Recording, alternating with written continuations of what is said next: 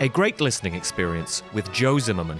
Please welcome your host, Joe Zimmerman. Wow, ladies and gentlemen, we are back for another great listening experience. It's your boy, Joe Zimmerman, sheltered in place here on a three-way call with Tom Cowell at his house in Greenpoint, Brooklyn. Hello. And then we have Brian Regan joining us from Las Vegas area. Brian, are you there? I am here, guys. Thanks for having me. Wow. Thank you for joining us. This is the podcast where I try to become a genius through learning and through my guests. So I will be learning from you today. I think if you're trying to become a genius, you got the wrong guest, Joe.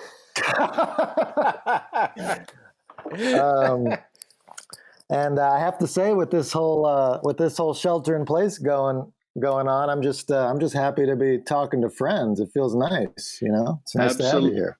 Absolutely, yeah. I've been to a couple of Zoom parties over the last couple of weeks, and I think a few weeks ago I didn't even know what Zoom was, and it's kind of a new way to socialize.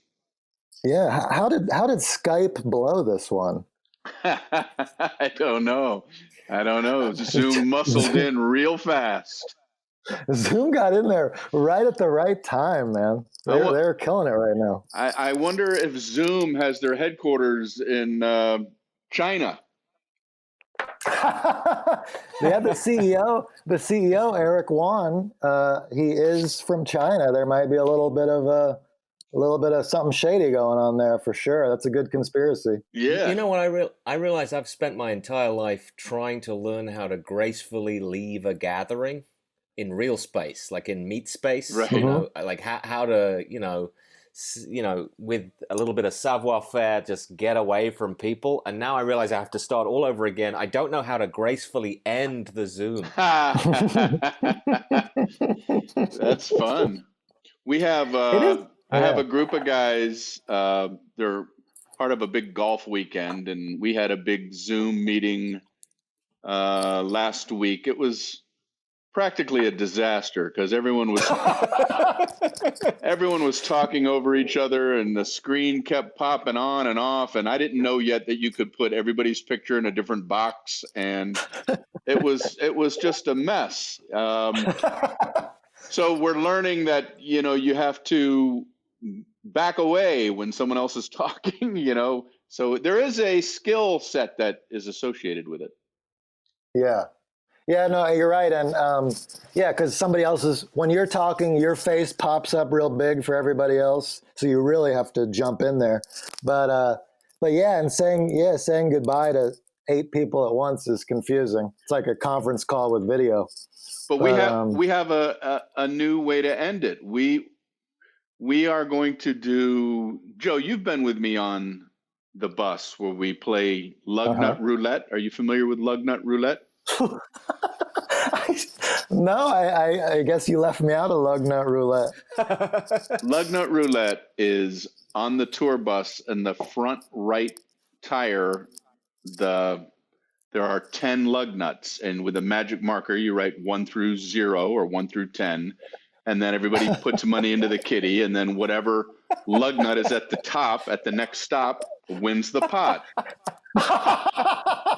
And it's a lot of fun, and we do it on our golf weekends. I used to do it with other comedians, but I think other comedians felt that was like I was taking money from them or something. It's all legit.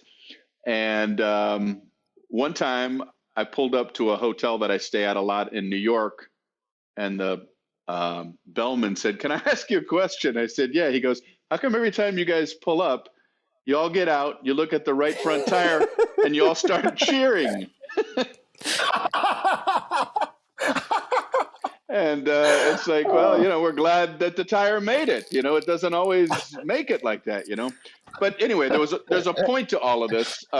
So my golf group, we decided to get a wheel, like a spinny wheel, to end our conversations. We'll end our conversation by spinning the wheel. Everybody's name will be on the wheel, and then the winner takes the pot, and the conversation's over. That's And fantastic. Do you Venmo each other the pot? We're figuring that out as we speak. But I think somebody's just going to keep tally of it, and the next time we all get together, we're going to, square up. It just shows the creativity of human beings who will find new ways to gamble in ways you never thought possible. I once hung out with the guy. I mean, God bless him. He's actually keeping his life together pretty well. But I've only ever met one truly degenerate gambler in my life. This guy named James, and I was just at a very friendly poker night, and once every hour and a half or something, we'd take a little break, cigarette break, drink break, whatever, and he would immediately say, "Okay, I'm going to start betting on horse races in Australia on my cell phone." Like he knew the times of when all the races were happening around the globe, so he could never be without a bet. He was like a sports book. He had a sports book in his pocket, and then there was a small 20-minute window in his day when he couldn't gamble on horse racing, and immediately he was like, "Who wants to roll the bones with me? Who wants to roll dice?" in the corner of this conference room.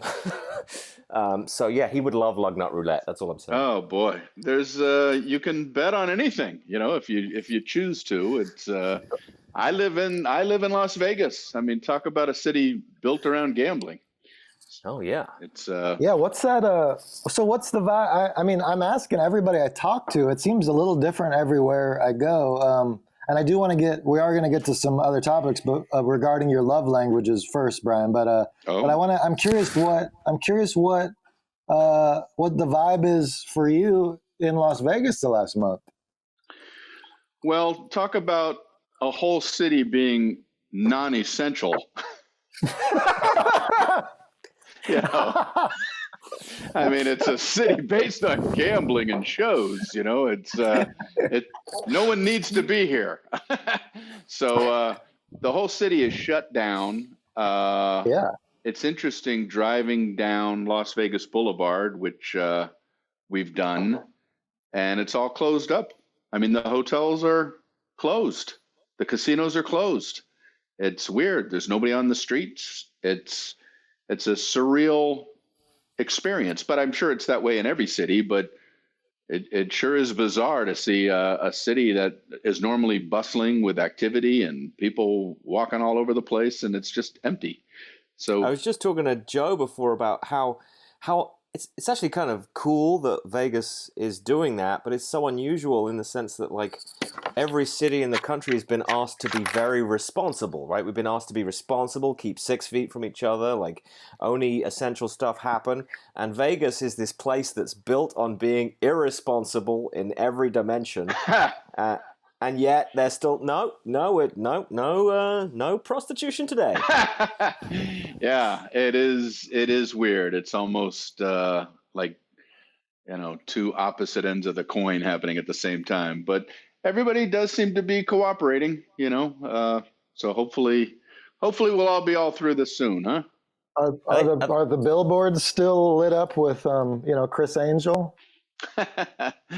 There's a lot of the supportive stay strong and Vegas strong, all that sort of thing. But hey, why doesn't Chris Angel just solve it? It's make a magic trick out of it. And now you see pandemic, now you don't. Yeah, exactly. If he was that good, he would do that. Hey, Angel, why don't you pull a vaccine out of a hat? All right, so Brian, everybody on this podcast that listens to this podcast knows you for your comedy, and also they know you because I name drop you a lot. We have a name drop segment. Ooh, all right. When you're quite often the name drop of the week, so everybody listening already knows you. But also for our guests, we like to do an extremely quick get to know you by finding out your love language. Okay. So am I supposed to already know what they are? I don't know what they are. The 5 love languages are words of affirmation. Okay. So someone telling you you're great, basically. Acts of service, receiving gifts, quality time, and physical touch. Those are the 5. Words of affirmation, acts of service, receiving gifts, quality time, and physical touch. You mean receiving gifts is like a way to love someone? Or be loved. I mean, this is the rarest of the 5, and these people are psychopaths. That would be a weird gift to offer to your, or a weird love gift to offer to your partner, going, I love you so much that I am opening my heart to receive all kinds of gifts from you. Yes, I love you to pieces that I'm willing to let you buy me a Lamborghini. Technically, you can have a giving language and a receiving language. So your giving language might be words, and you might prefer to receive gifts. That's allowed. I think if I had to pick one without analyzing it, I would say words of affirmation. I like to say nice things to people I love. Yeah. And what about in the other direction? What's the way to really flip your switches? How do you like to receive love? The same. I don't need things. I don't need gifts. That I don't know how to give gifts. I don't really know what to do when somebody gives me a gift. It's very nice. I like words as long as they're backed by, reality. I don't like empty words, but as long as the words have some oomph to them, I'm into that. Yeah. Oh, that makes sense. That adds up. I know you have a new bit about preferring when somebody says thank you when you hold the door. Exactly. I like acknowledgement. I do. Yeah. Who are these people who think that just a nod is good enough in that situation? I'm with you. I mean, I'm with you 100%. Monsters. Yes, they're if they're not monsters, they are very close to being monsters. Yes. Yes. Sorry, words of affirmation. That's great. That's mine as well. I would say words and a nice little touch on the shoulder. That'll do it for me. So we wanted to get into a couple important things on this episode. One is your YouTube rabbit holes. But first, we're kind of curious, in week 3 or 4 of this, if there's anything you've discovered about yourself. I know I've discovered that I like baking homemade chocolate chip cookies. And we're curious sort of what we've learned about ourselves during these last 4 weeks that may be different than what we thought. Well, one thing that I've come to realize, and it's not a good thing, this is not something I'm proud of. You know how everybody has projects in the back of their mind that they claim they don't have time to get to, and that's your reason in your head why they never get done. It's like, well, I just don't have time. I'm too busy of a guy. Well, I've realized that even when I have plenty of time to do those things, I still don't want to do them. That's so true. Yeah. So my excuses are my big excuse has fallen by the wayside. Yeah, and now we're really in trouble if somebody calls who you don't want to talk to, because what do you say to them? Right. Yeah, it's weird, and like the FaceTime thing is a whole different ball game. It's like I'm not used to having my face on a screen when talking with people. It's and it seems to be something people will like to do more and more. And I barely like the audio part of communication. So right. That's so weird. You're in some ways. Because I'm noticing a lot of people are actually, aside from being worried about jobs and healthcare and sickness and all the misfortunes, are finding themselves kind of content in their little home and content in the quiet. Are you sort of able to be content in the solitude? Yes, and I know there are people more fortunate than others, and I know that I am fortunate enough to be content in this situation. I know a lot of people are struggling and worried about financial things and maybe worried about health things and this, that, and the other. And so far, I've been able to dodge those concerns. But listen, I'm going to be A-okay if I decide to retire. In terms of my psychology, it's like I'm okay with doing a whole lot of nothing. That's a good skill to have. A lot of people, including myself, don't really know how to do nothing. I think the crisis contentment is good. Crisis and contentment, no one can begrudge anyone that. I've noticed a disturbing trend of kind of what I'm calling crisis bragging. Oh yeah. Which is, people who like they frame a brag as a complaint about the crisis, like, oh my God, I've been cooped up so long.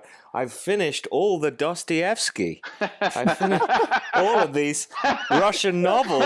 And yeah, right. What am I going to read? Or like, oh, the orchid garden has gone to hell since Federico left. Oh. Or, stuff like that. And I'm just like, oh, you've just been waiting, haven't you? Oh, You've yeah. just been waiting to tell the world about your incredible accomplishments that have been somehow slightly crimped That's by so this funny. global pandemic. Look at me. I finally got great at the banjo.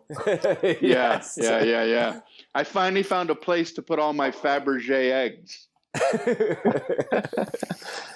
Yeah. And there's some New York bragging already, like New Yorkers talking about how tough they are for staying in New York. It's like, I'm just in my home. I'm not doing anything amazing. You're not at the hospital like taking in patients. Right, and people are calling this like our equivalent, like this generation's equivalent of our war, our big war. And I'm like, I don't know what war is like, but I don't think there's as much sushi delivery in a real war. Right. Right. It's you don't want to get together with some people after this, and after they tell their story of what happened in the foxhole, go, hey, I know what you're talking about. So you are. I got a Purple Heart for cramp. Yeah. So you are. Yeah. So you are good at relaxing, Brian. I do have to say that I've witnessed it. Thank you. Yes. That sounds real double-edged, Joe.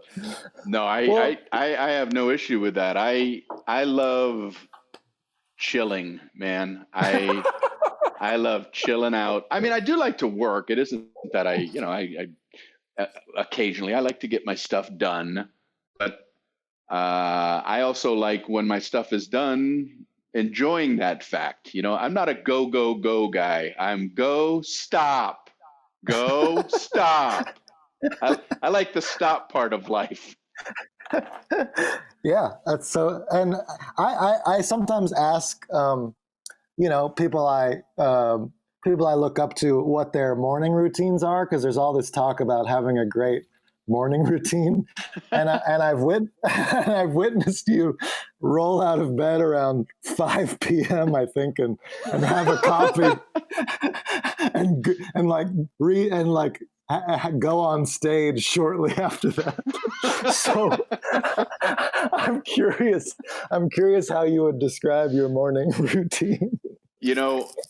One time I was going through old boxes and I came across a New Year's resolution that I had written for myself. And the New Year's resolution, I actually had an out in the resolution. My resolution was that I want to try to wake up by 11 a.m. every day. Oh my God.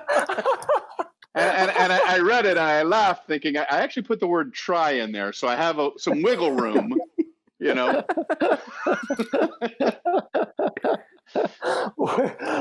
Where would you say your average is at right now on the wake up time?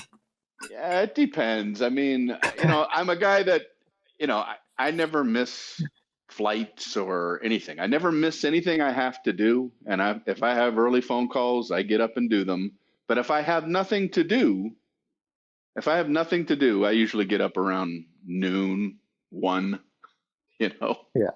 This is eminently sensible. I think I fully want to live that life, because I tell you what, never in my life. There are some people who say, I wake up, my eyes pop open at 6 a.m. and then the day's begun. Yes. These people who just and never in my life have I opened my eyes after a period of sleep and not wanted the next decision to be to close my eyes again. Like that, ever.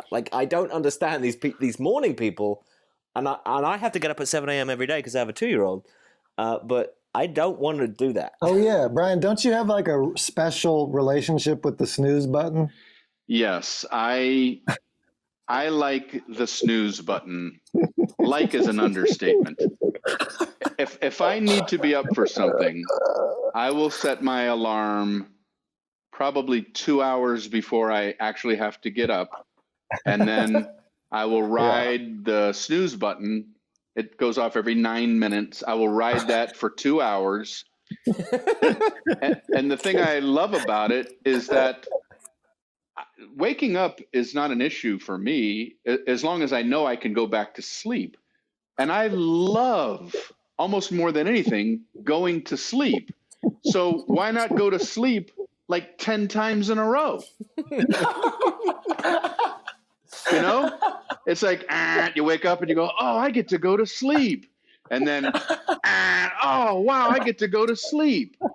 I get to experience that again and again and again every day.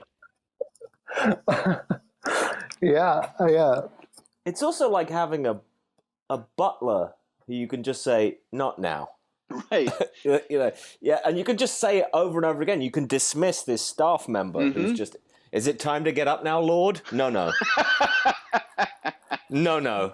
His Majesty requires 9 more minutes of sleep.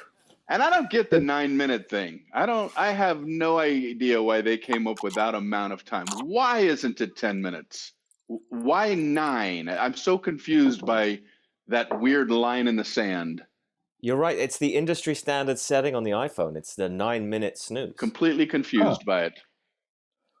If you had the option to change the amount of snooze time, what change would you make to the iPhone company, Apple? 6 days. 6 days. Yes. 6 days of snoozing. I wonder, if a bear in hibernation has a snooze button and he goes through an entire second winter. No. Wake me up in April. Yeah. Nah. Yeah. No, not this year.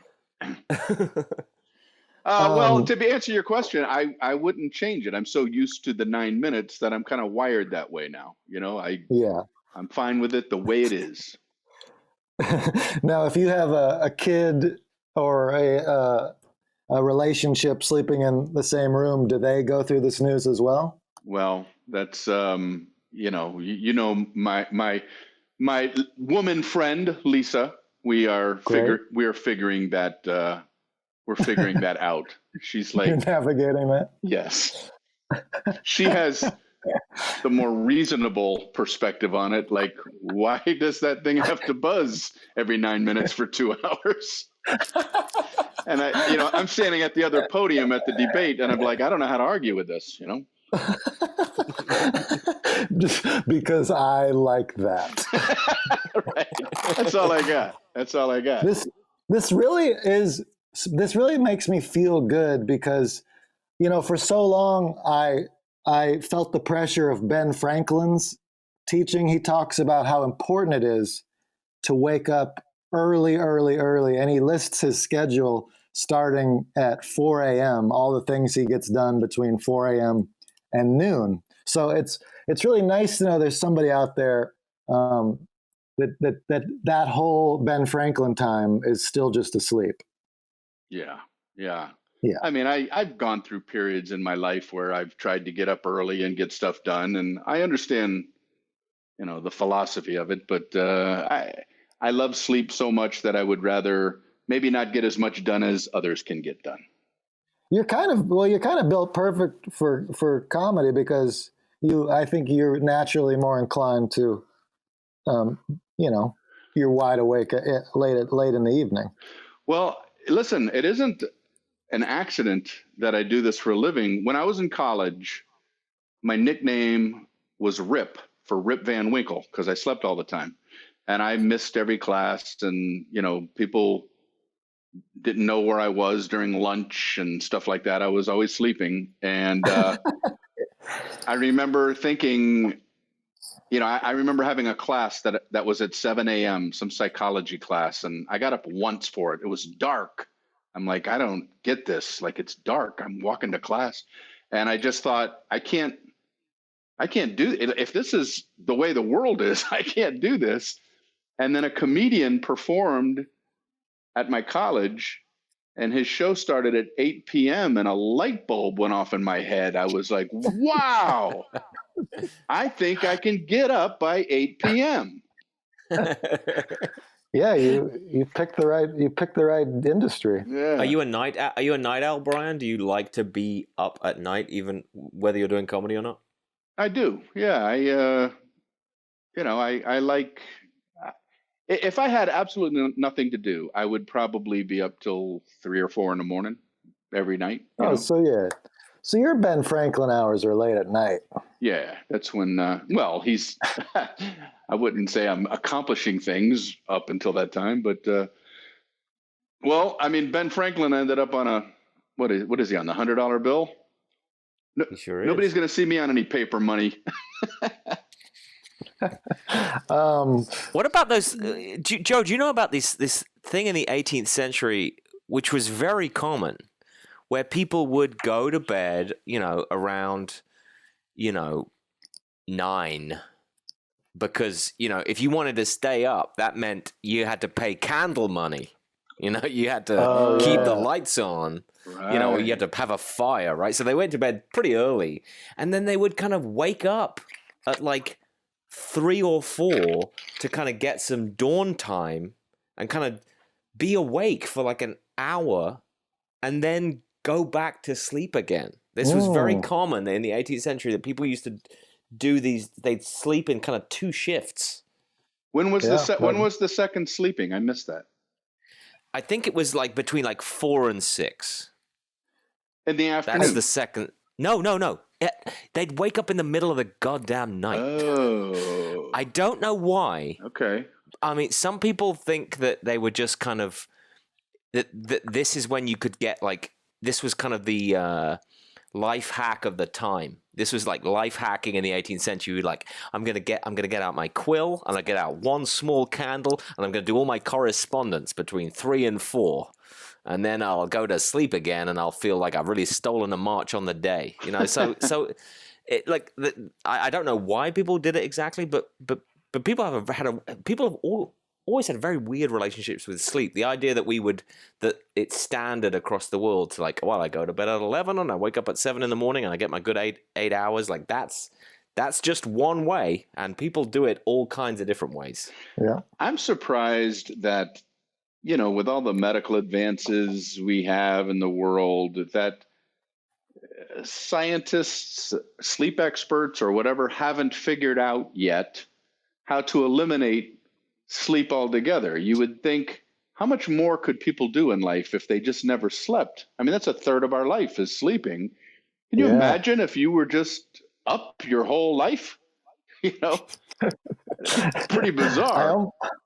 I almost feel like we need that reset button emotionally at this point. Maybe. Well, you could do a lot. Like Margaret Thatcher was famous for only needing 3 hours sleep a night, and she went pretty far. So There you go. You can. And then I love this story about Benito Mussolini. Mm-hmm. He needed like 9.5 hours a night. He just loved it. He just really loved his sack time, but he wanted to be seen as a guy who didn't. So he had an office in Rome, of course, and he made this cardboard cutout of himself and shone a light on it. And it was just in the window. It looked like the silhouette of him working real hard, and he would put it on. He would put it on like all through the early hours of the morning. People were like, Benito Il Duce, he's working real hard for the country tonight. He wasn't there. It was just like a Home Alone trick. He's just some guy. He's thinking thinking so strongly that he's not even moving. Yeah, he's so still. So, Brian, one of my favorite things that you do sometimes in the evening is you retire to your bedroom and you will consume like educational content on YouTube. Sometimes educational, sometimes car accidents, but you get into these phases, and I'm curious what phase you're in right now. Well, I never did car accidents. I don't want people thinking I'm mentally disturbed. I don't know why I said car accidents. I remember a variety of weird rabbit holes you went down. Yeah, well, I'll hit on something and go, hey, I'm going to start watching this for a while. Evel Knievel jumps, and then I'll just watch, 2 hours worth of Evel Knievel jumping over things on his motorcycle and read all the comments and that sort of thing. I've always been interested in ancient human history and the dawn of it and that sort of thing. And I like looking at ancient archaeological digs and this notion that perhaps there was an intelligent society before, the one from the last few thousand years. And was there a society that came and went and left very little except, certain teases in archaeology? And I'm fascinated with that sort of stuff. And I'm not a good reader. I read so slowly. I read torturously slowly that I'm glad that I can take in some information just visually, like with YouTube. It's fun. So there's the theory that there's a super smart ancient civilization of humans that maybe went down to South America, like like 500,000 years ago or something. Well, the time periods vary, and sometimes, they don't know. There's different people with different theories. And sometimes people say that they're, how like what we've been able to do in the last 5,000 years is incredible. And the age of human beings, we've been around for a long, long time. It's not crazy to think, well, maybe there was a 5,000 year period 150,000 years ago that, where everyone developed a certain amount of technology and sophistication that came and went, perhaps with some, horrible event like a meteor or something could have destroyed life, or something that could have come, and not all life, but enough of it where the technology went away, and then maybe exactly, it could be something like that. So it's just, I don't know that I believe it, but it's interesting to wonder, and I like stuff that makes me wonder. What do you find in the comments on ancient civilization stuff? You go down there and it immediately gets political about Trump. If Trump was around 150,000 years ago, he would have messed everything up. It's amazing how many things get political. No matter what the subject is, it gets there. But what are you going to do? Well, I love it. I remember me and Dave, the tour manager, were I think we were, it was like 2 a.m. driving somewhere late on the bus, and you retired to your room, and your phone accidentally came through the speaker, and it could have been, anything at 2 a.m. that you're watching alone in your bedroom, but it was just like, and this ancient civilization of Egyptians. The first one to build a pyramid. Oh, man. I'm sure everybody has those questions of, you want to know what the heck the deal was. I mean, how could any human not be curious as to how the pyramids were built? And I love the fact that we don't know for sure. People have theories, but we don't know. That fascinates me. Yeah. There's so many. Yeah, you're fascinated. So into the unknown. I also love like where I'm from, my native land, Stonehenge is a big mystery. How they built it, how they got this stone from this weird place in Wales, and they brought it 200 miles to Salisbury Plain. How did they do it? And then how did they even stand these things up? And how did they get one on top of the other? It's a big mystery. And I watched this YouTube video a couple of months ago where all these people who've been asking these questions, of course, PhDs with leather patches on their elbows, like they're eggheads, they're nerds. And then there was this one guy who's like, no, I'm a stonemason. I've never been to high school, but I'll tell you how to do it. And he just does it. He Wow. just using only the force of levers and just very only Euclidean kind of geometry, just uses levers and the strength and moving stones on a pivot point and stuff like that. He's Right. like, no, I could do it. And then all these academics were like, oh yeah, Wow. we actually don't know anything about how to move stone. You do. Right. Thanks. Really appreciate it. That's interesting. Yeah, and it makes sense that people want to make things bigger and more interesting than they really are. When how they always say the simplest answer is probably what happened, and the fact that some stone guy can go, no, I can do that. It takes away all the fun of, no, there had to be some crazy, druid society and all this. And we don't know, I used to have a bit that never really got working, but it was about, I read one theory about Stonehenge that it was made for audio reasons, that if you played a flute near there, it would go through the stones and make this melodic type of thing that had a spiritual type of connection to it. And so the theory was that these flute people were the ones that were the reason behind Stonehenge. And so the joke was, I don't know what the flute lobby was like back then, but it certainly had a lot more clout than they would have today. I can't imagine a bunch of flautists going up to a bunch of quarrymen going, I know you're enjoying just kind of chilling out, but we need you to head up to Wales or wherever those stones are and get them all down here and set them up in a big circle for us so we can play our flutes. Yeah, they probably had little John Lennon glasses and goatees. Trust me, man, when you hear the sound.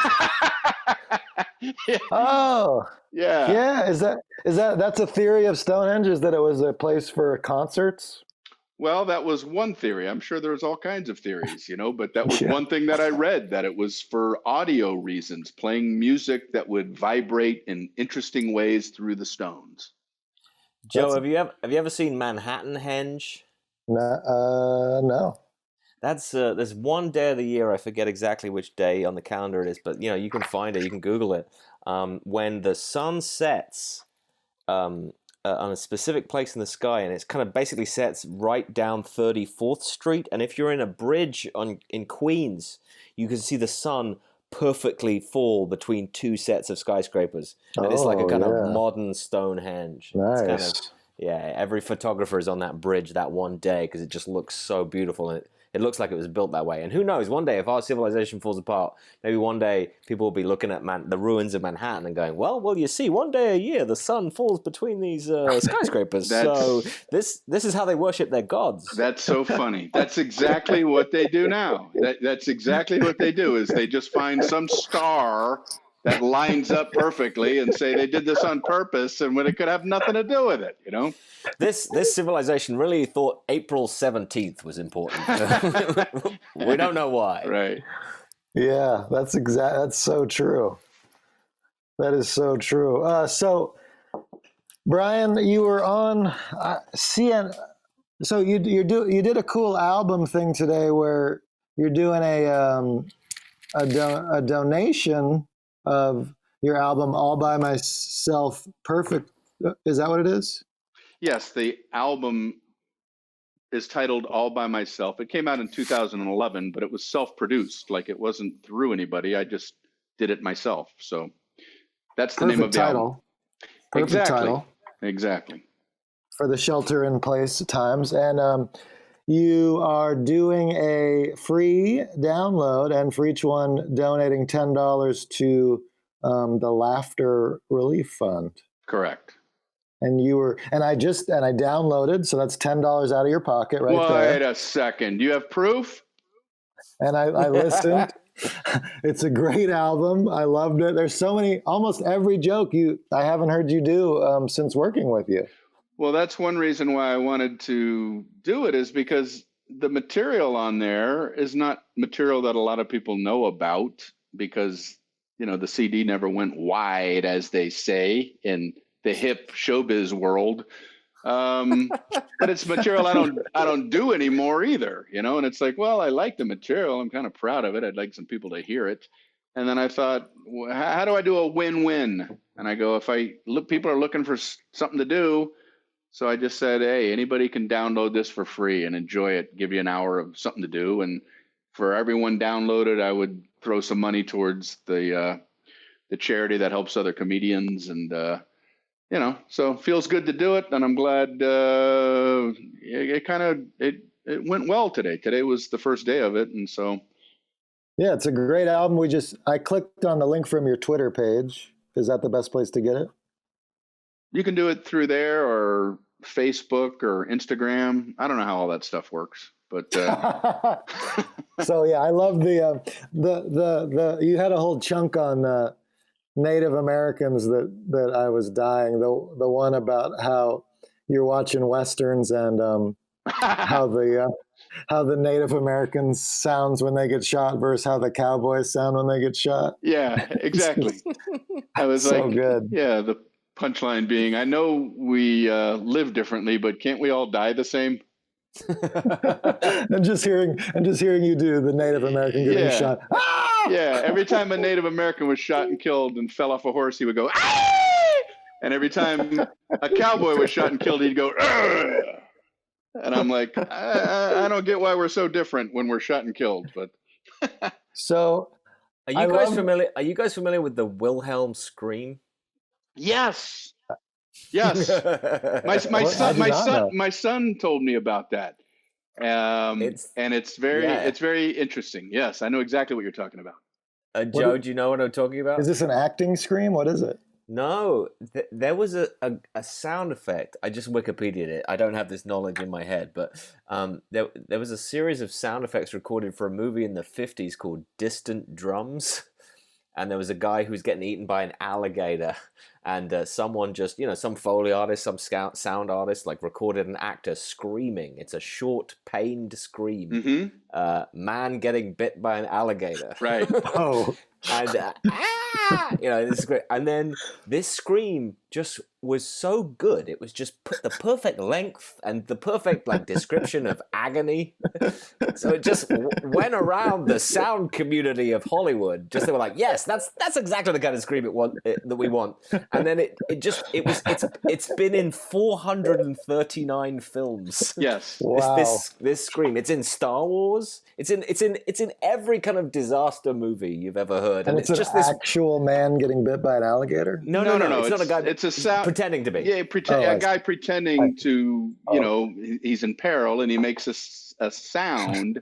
Okay. And yes, at first they would use it in other movies just because it fit, and then it got to the point where it was so famous amongst filmmakers that it was like a badge of honor to work it into the movie. Oh, nice. During a difficult moment where you hear somebody scream, they would always just throw it in there just as a little inside joke for other filmmakers. But that's beautiful. Yeah. It's cool. The Wilhelm Scream. Yes. And I love that. When I immediately laughed when you put out the tweet about there's no catches. There's no catch. You can get the album free, because I know how you hate free stuff. That's so funny. Yeah. I've never been a fan of anything free, because free ain't free. And, it's like if somebody offers me something for free, I just turn around and walk the other way, because I want nothing to do with it. So yeah, I wanted to make sure that people understood. There's no trick here. I'm really giving it to you. But you still don't know how hesitant people can be. But yeah, absolutely. So, and then you called in CNN today. That's kind of the where all the action's at. Was that about the donation or something else? No, it had nothing to do with that. It was CNN is doing a series. I don't know if it's on TV or if it's a CNN podcast. I think it's a CNN podcast, but it's by Bill Carter, who wrote Late Shift. He's the guy who interviewed me, and it's about late night television and nice. about talk shows, Fallon and Colbert and Letterman and Johnny Carson, and that's what the whole show is about. And then they have a portion on there that's about stand-up comedians, and so they interviewed me for that. Oh, cool. Have you seen any of the late night shows in their kind of shelter-in-place incarnation? I haven't. Not that I don't, not that I'm not a fan of these people, but I don't know. I'm trying to use this weird opportunity, if you want to call it, this weird situation that we're all in. I'm just kind of not into looking at a lot of shelter-in-place content. That's not my cup of tea. So I haven't really watched. I'll say this about it. I watched a Colbert Monologue a couple of days ago, and God, it was just so funny. Like that guy, I mean, he's hilarious, and his writers are fantastic, and it was wonderful, and it was so interesting to see it. Like, content is so strange. The frame of the content is always what makes it. If you're watching a really ritzy, slick thing on television, that's very different from watching a YouTuber in their living room. Yes. But now the world has equalized those two people. Colbert is in his living room. The YouTuber's in his living room. So you're kind of really comparing like with like for the first time kind of ever, which is really weird as a TV watcher. And of course, the Colbert content was excellent, but the way they cut it, like he kept, after a joke, there would be a silence because he's, that's where the laughter would be in the real show. And I just wanted to say, guys, just cut. I don't want that 3 seconds of silence. It just reminds me that we can't all gather in a place or in a studio. Just cut. Just cut away from it. That's so funny. Years ago when I started in South Florida, there was a local car dealer guy who had you know how local car dealers can be celebrities in town, and he had his own local TV show. I don't know how many viewers he had, but to give you an idea how successful he was, he had me on as a guest, and I'd been doing comedy for about 6 months, So I go, and I realize when I get there, there's no audience, and this is one of my first TV things, and he has a little desk, it's like a regular talk show, but there's literally no audience. And I said, well, how am I supposed to do stand-up? And they said, well, just pretend, and we'll put laughs in. And I said, okay. And I was new enough to it to realize, well, if they're going to put laughs in, then I'm going to kill.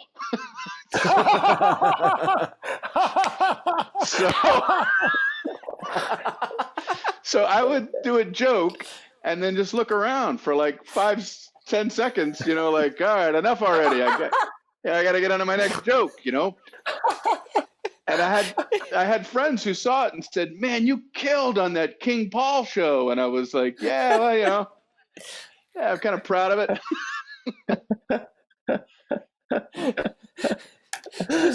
I'm just picturing you just after every punchline, just rearranging your clothes for 5 seconds, just waving away. Stop! We got to get on with the show. Come on. Yeah, enough already. I get it. I know it's funny, but come on, calm down. Oh, that's beautiful. I agree with you though about not wanting to see, like, I don't want to see pandemic like material right now that much. I read an interesting article about how, when this thing first happened, everybody was like, oh, we got to write our great novel about this. And then I read an interesting article that's like, a lot of the best stuff that's been written about, World War II hasn't been written wasn't written for decades after it actually happened. So Right. it's like nice to have some time to sort of process stuff before turning it into art. And that's kind of how I feel about consuming it as well. Plus, I don't know how many people there are in the world. What is it? 8 billion? Or whatever the number is. Are there going to be 8 billion novels about the pandemic? I mean, we all know what happened. We all experienced it, so we're all going to read everybody else's version about it. There's going to be one great novel and 7.9 billion people who think, I could have written a better novel. Yeah. It's the same. Well, it's kind of like 9/11. There were all these movies right after 9/11 and none of them were good. It's like things need time. Things need time before you write about them, in my opinion. Right. I'm a big current affairs and news junkie, and I have to be honest, I've kind of stopped watching the news because none of it's good. Yeah. And, my news is now the window. I look out the window, and when there are people there again, that's some good news. Yeah. That's it. That's all I got. Well, it's it's interesting how, I mean, I'm sure I'm not the only person who thought of this, but, it's weird how something like this puts things into perspective. It's like, well, there's a big crazy world out there, but there's also somebody sitting across from me, so who do I focus on? Yeah. Do you think that any of your habits will be, I feel like several of my habits will be a little different after this. Do you think any of your habits will change permanently? Gosh, I don't know. It's funny. I do miss, writing and performing, but I like knowing that I have a stage I can hop on to try it out. It's hard for me to just write stuff with this question mark of when am I going to be able to get on stage and do this? I always loved the immediacy of it. And that was one thing when Johnny Carson retired, he did very few interviews, but in one interview they asked him, what it was like being retired. And he said, for the most part, he loves it. But he said the hardest thing for him was thinking of something during the day that he thought was funny and realizing he did not have a stage that night to stand on and say it. And so I kind of feel that way about this. It's like I almost want to shut down the comedy machine. Like I'm kind of just chilling, because it's frustrating to think of something and go, well, I'm not going to be able to tell that for 3 months, So, yeah. So anyway, I guess to answer your question, I feel like I'm just putting a pause on life. I like when things are happening and popping, and that works for me like that. Right now, I'm just taking a break on things. I hear you. I'm trying to think of this. I'm trying to conceptualize this as like a really big, long snowstorm. Wow. Yeah. But with no snow. Like we're all snowed in. Right. And it's like, just get the cocoa and the sweaters. That's what we're going to do for a little bit. And it will all be there when we get back, when we dig out. Yeah. I'm just telling myself it'll be there. I don't know if I'm right or wrong, but I'm telling myself that. Well, I think it helps to be optimistic. I mean, we have to hope that this is going to be over with. It'll be, it'll be rough if this coronavirus thing wins. You know what they say with the history is written by the victors. I don't want to read a book written by coronavirus. Yeah. You're right. This is terribly written. This is written by a virus. It's just mostly letters of a DNA sequence. This is the most poorly written book ever. This author is a parasite of a writer. There's 3 chapters about protein coatings. I don't care. Yeah. Oh boy. So, yeah, I hear you. So before we go, I just did a little acting audition, and I'm curious where you're at with season 3 of Loudermilk, and and where you're at with the whole acting stuff. Well, first of all, how did your acting audition go? I I rehearsed it a bunch. I had all the time to rehearse it, Mm-hmm. and then I did a Zoom call with a friend who'd read the other lines Right. and got to do it a bunch. Did a self tape and submitted it, and I have to say it was a lot more fun to do a self tape with a friend than to take a train into Manhattan and wait in a waiting room and Yes. then go in to some casting people who kind of look at me blankly with a reader who reads toward me. Yeah. So it was fun. It was fun to do with a friend, and I was able to put more effort and energy into it than my past acting auditions. One of my favorite acting audition stories. I'm sure you know who Todd Glass is. Oh Yeah. Yeah. Todd Glass, just a very funny guy at all times. Anyway, I went to an audition in LA, and he was also at the audition. He and I were the only two stand-up comedians that were in the waiting room. Everybody else was like, just regular actor types. And so they called Todd Glass into the back room with the casting people, and they closed the door, and 10 minutes go by, and then Todd Glass comes out. He leaves the door open. He comes into the waiting room where all the other actors are waiting, and he yells back into the casting room, "I don't care who you are. Nobody talks to me that way." And then he stormed out of the building. And I'm the only one that knows he's joking, and everybody else is like, "What the hell is going on back there?" Oh That was yeah. great. But I heard a story that he started out doing comedy by yelling off the back of his pickup truck at Walmart customers in a Walmart parking lot. And that totally adds up to his persona. Yeah, I heard him one time say that one of the reasons he got into comedy is he just liked the way he sounded through a sound system. But as far as the Loudermilk thing, I guess there's an issue with Audience Network. That's the network that the show was on for the first 2 seasons. That channel is going away or something like that. So Peter Farrelly, the creator and director, had to get the rights to the show back. And from what I understand, hopefully he's getting the rights back, and then he's going to pitch it around to other platforms. So my hope is that soon the first 2 seasons will come out, and the third season, which no one's seen, they'll be able to get them out there.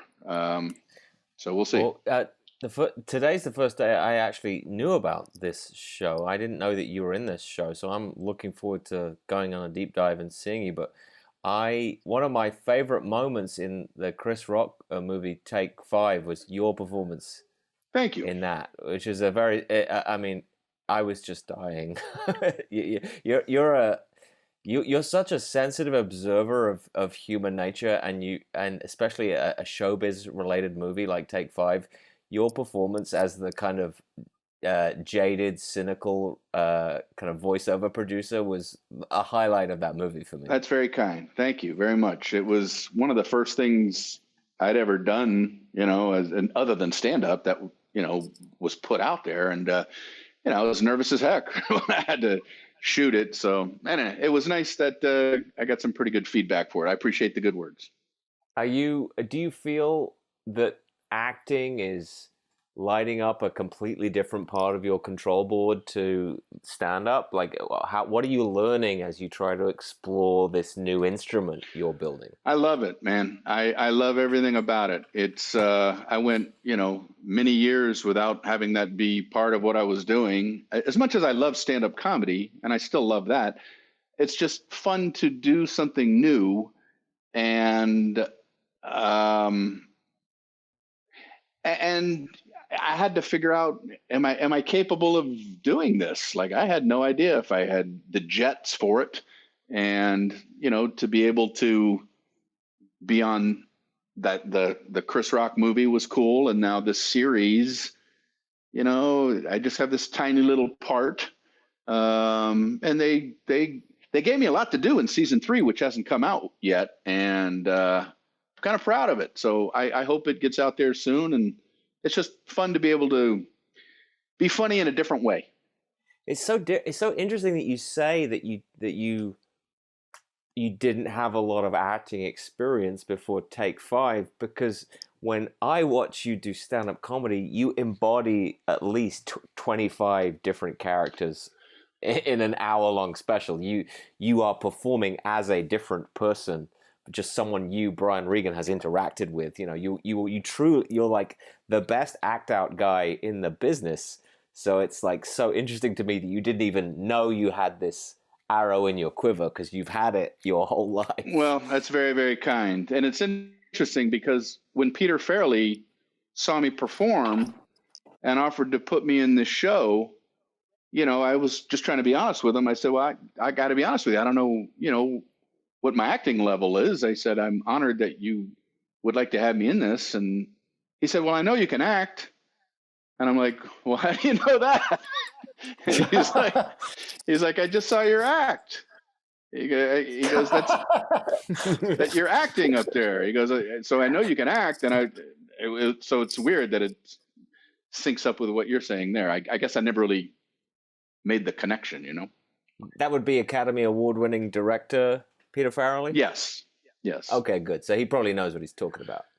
Ah, man. And he's so fun to work for. I mean, he's just, you know, he's the guy he's the creator and director for Loudermilk. And he's, you know, what a joy to be able to, you know, you do a scene and he comes and takes you aside and says a couple of things. And, you know, he says things like, you better get better faster. You're on the next plane home, you know,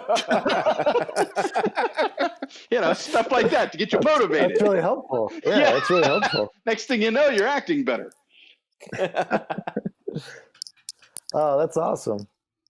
That is very cool, and it has great. It has like really high reviews on Rotten Tomatoes, so I'm excited. Hopefully, that gets on Netflix or Hulu real soon. It's. I know I'm in it, so I'm going to sound biased, but I like the show a lot. It's a different kind of comedy. It's a dark comedy. There's a bunch of serious moments in it, you know, and but it's also funny as hell, and it just doesn't have a lot of eyeballs yet. But I think if people start watching it, I really believe that the show will catch on. Yeah, awesome. Well, I want to really thank you for coming on the show, and it was great to catch up with you, Brian. Yeah, you too, and you too, Tom. Thank you both for having me on tonight. Today, this morning. I don't know when you're going to air this. So, are you going to leave an iTunes review of our show on iTunes? I don't know how that. I thought it was a Yelp. Don't I leave a Yelp review, or is it? That would work too. Yeah.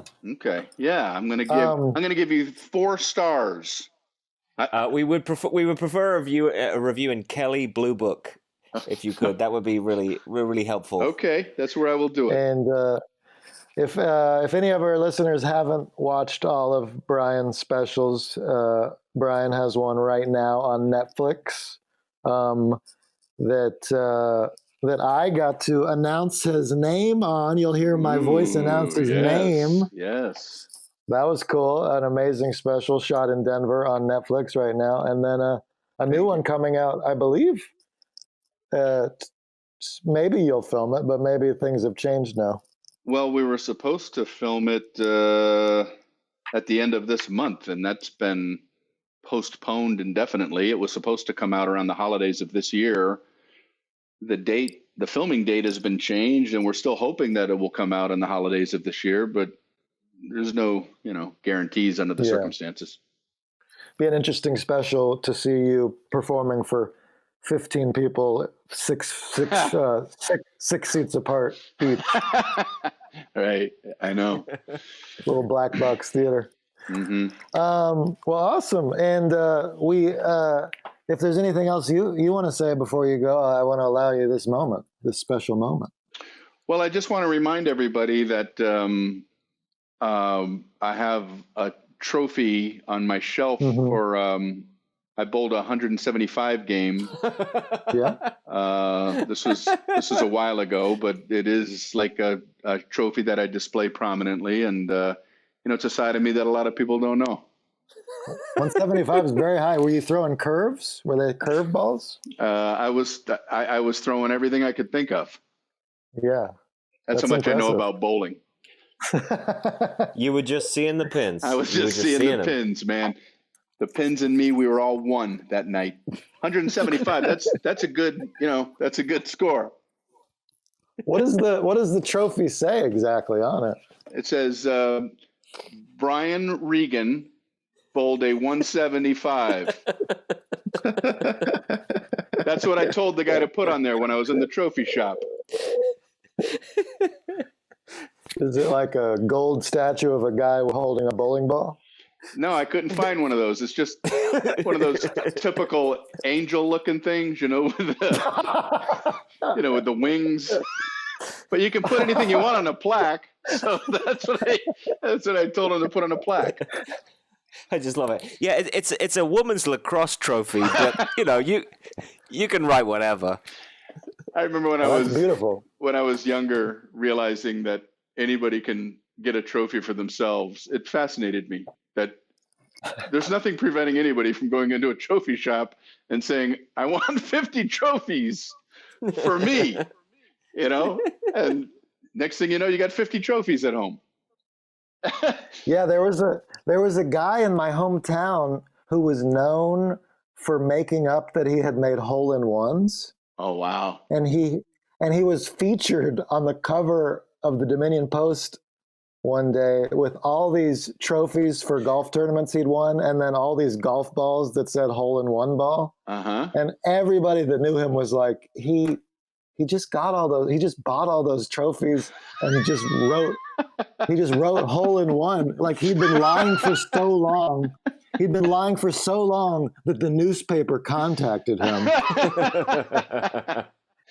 And then he had to make up this big pile of trophies and hole-in-one balls. Oh, man, that's great. You would think the telltale sign is when the trophy says, "I got a hole-in-one" on it. Also, the idea that, people like to complain about this generation, this everybody gets a trophy generation. It's like, there's always been a trophy store. Like, that's every generation could have. I just bought my trophy. Like that, everyone's always been able to do that and probably have. Yeah. And I was kind of at the beginning of this generation where, when I was 12, I think I got Rookie of the Year on my baseball team, but both of the other guys my age got Rookie of the Year also. And it's not like I felt good about that. I was like, oh, I guess I'm not very good at baseball. We all got Rookie of the Year. I'm a Rookie of the Year. My brother Dennis, my brother Dennis has a great joke. He said he played football in high school and he got most improved 4 years in a row.